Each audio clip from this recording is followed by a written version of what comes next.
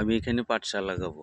আমার জাংলির যত জাবরা আছে, যত কাঁচা সব এখানে দিয়ে দিতে, এগুলা 1 মাসের ভিতরে পয়সা সার, পচন সার হয়ে যাবে। এখন এখানে 5 ইঞ্চি মাটি দিয়ে দেবো।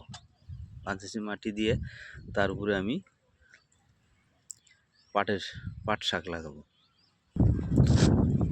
এখানে আমি গোবর সার দিয়ে দিলাম।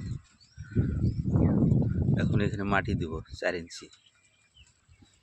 মাটি দেওয়া হয়ে গেল। এখন আমি পাট শাকের বিচি লাগাবো।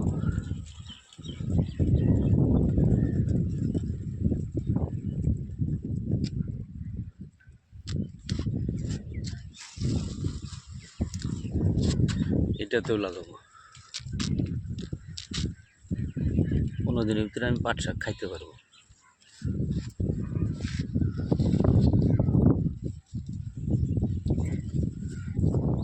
এখন আর অল্পটুকু পানি দিয়ে দিব, হালকা পানি, যাতে বীজগুলা অঙ্কুরণ হয় তাড়াতাড়ি।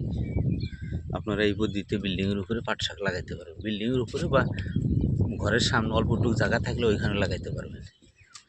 মাটিতে লাগালে তো অসুবিধা হয়, কিন্তু কার্টনে লাগালে পরিষ্কার থাকবে জায়গাটা।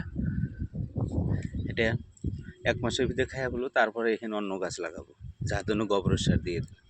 ধন্যবাদ। ভিডিওটা ভালো লাগলে লাইক, শেয়ার এবং সাবস্ক্রাইব করবেন।